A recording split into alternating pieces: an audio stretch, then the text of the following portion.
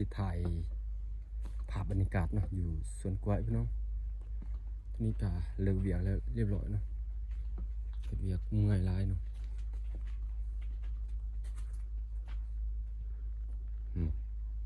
ภาพบรรยากาศก็แบบนี้เนาะแต่ว่าอยู่นี่ก็ดีเนาะเฮ็ดเวียกอยู่นี่ก็เพราะว่าเขาเลี้ยงเขาน้ำเนาะทุกคนเอาที่ถ่ายแบบบรรยากาศยาวๆเนาะพี่น้องเนาะเพราะว่าเฮาบ่มีเวลาสิตัดเนาะเพราะว่าเฮาเฮ็ดเวียกก็เมื่อยเนาะแต่ว่าช่วงนี้ก็ชั่วโมงของ YouTube เนาะก็ลดลงเนาะโอ้บ่เมื่อยแล้วโคตรเมื่อยพี่น้อง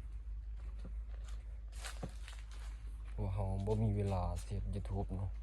สิไปถ่ายคลิปเฮาก็ตั้งใจเฮ็ดเวียกเพราะว่าเวียกเนาะก็เป็นเดือนนะก็เฮ็ดเป็นเดือนพี่น้องบ่แม่นครับเฮาเฮ็ดเป็นวันเฮ็ดเป็นเดือนก็ยากนี่สิถ่ายเห็นบ่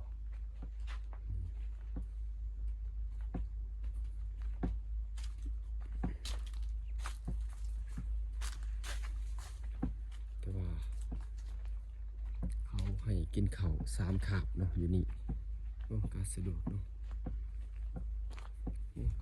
เมื่อยเลยพี่น้อง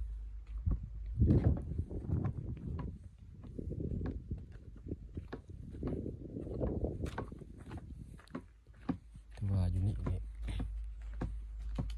เฮ็ดเวียกหลายเนาะ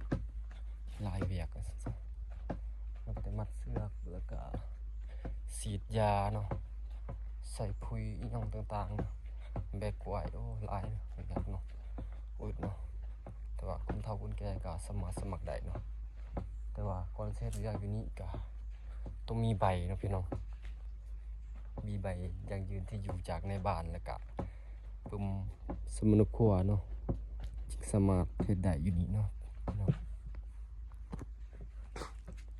เพราะว่าบริษัทเขาจะเบิ่งเราเนาะพอเฮ็ดเวียกได้ดีเนาะนี่ก็จะเป็นบริษัททาโกนั่นเองพี่น้องกว่าเขาก็งามคู่ปีเนาะพี่น้องเนาะงามนี่ก็เฮ็ดเนาะเขาทุ่มเทเนี่ย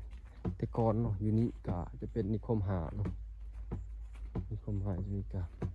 มีน้องแบบน้องใหญ่ๆเนาะแต่ว่าเขาลงทุนเนาะเขาทมเอาเนาะเขารถผมลายทางนั้นเนาะทุกคนทางนั้นเขาจะเฮ็ดพวกเบิร์ใหม่เนาะ